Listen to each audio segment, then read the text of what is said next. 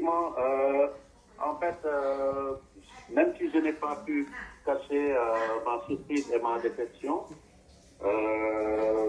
je sentais qu'il pouvait se passer quelque chose, parce que depuis je dirais, années, ou même quelques mois, on voyait la dérive qu'on constatait, aussi bien au niveau organisationnel au sein de la CAF, mais aussi au niveau des instances de décision comme les organes juridictionnels.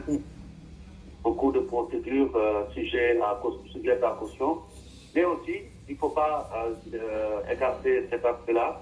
Sur le terrain, on voyait que de plus en plus de matchs suscitaient beaucoup de contestations. Effectivement. Parce qu'on avait le sentiment que les choses ne se passaient pas normalement. Et cela a atteint son paroxysme avec cette CAN au Maroc, où chaque match du Maroc a ouvert le droit à des contestations de l'équipe adverse pour des décisions que les arbitres prenaient.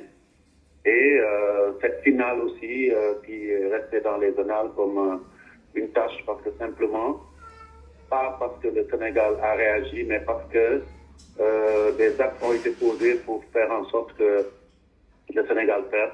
Et ça, je pense que ça avait été traité de manière équitable par la commission de discipline. Et à notre grande surprise, nous avons vu la commission d'appel prendre le contre-pied de cette commission disciplinaire sans aucun argument sérieux. Mais on voyait venir, en tout cas moi de l'intérieur, je voyais le puzzle se mettre en place.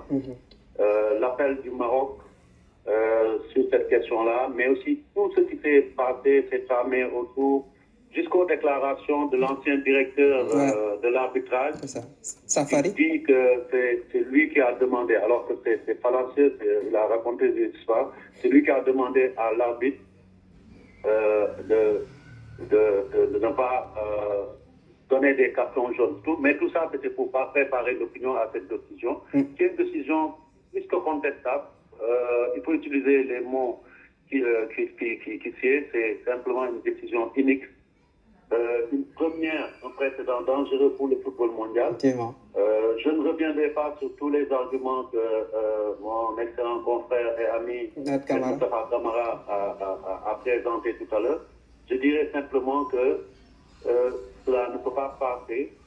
Et à mon avis, et d'expérience en tant que membre de la CAF depuis 2009, ayant eu à siéger comme vice-président du jury disciplinaire, ayant eu à siéger à la FIFA, à la commission de recours, mais étant arbitre actuellement, je ne vois pas comment cette affaire aussi grosse peut passer et que le TAP saisit et qu'avec une bonne défense de la partie sénégalaise, on ne peut pas gagner cette affaire. La jurisprudence de la CAF est constante dans ce domaine-là. Dans un schéma où un match est allé au bout, la décision finale a été rendue par l'arbitre au coup de sifflet déclarant le Sénégal vainqueur. On a passé toutes les étapes protocolaires et même administratives et financières vis-à-vis de la CAF, vis-à-vis de l'équipe gagnante, et qu'une commission d'appel s'arroge le droit d'un arbitre, mais au-delà aussi fait une substitution de textes, parce que les textes qui sont appliqués ne sont nullement applicables au cas de figure qui nous concerne.